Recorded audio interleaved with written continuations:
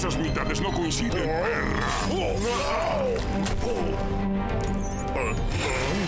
El sexo es sagrado.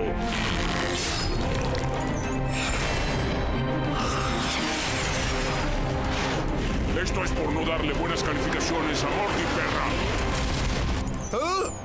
¡Oh, santo cielo, maldición! Si de algo estoy seguro, es que le pondré buenas calificaciones a Morty. Esa es mi idea. Lo pensé desde el principio.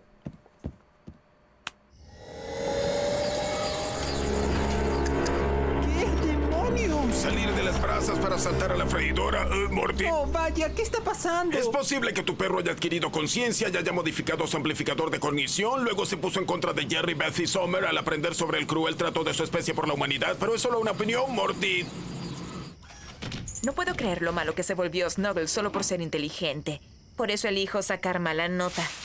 Beth, Jerry, Summer. ¡Papá! ¡Rick!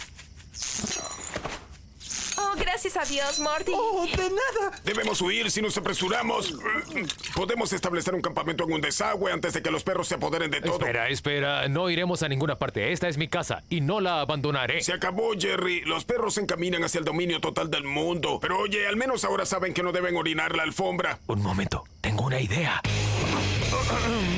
Caballeros, si me prestan su atención, por favor. ¿Ven esto? Orino sobre sus preciosas armas. Significa que son mías.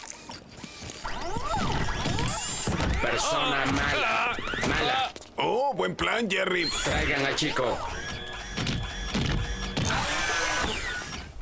Siempre fuiste bueno conmigo, Morty. Por eso te dejaré tus testículos. De ahora en adelante serás mi mejor amigo y vivirás a mi lado. Gracias, Snuggles. Que empiece la fase 2. Continúan las luchas a medida que el ejército canino conquista la costa este. Parece claro en este momento que la era de la superioridad humana ha llegado a su amargo final. ¡Ah! Por favor, no me muero. ¿Qué dice, Bill? Creo que dice que le encantará la lasaña.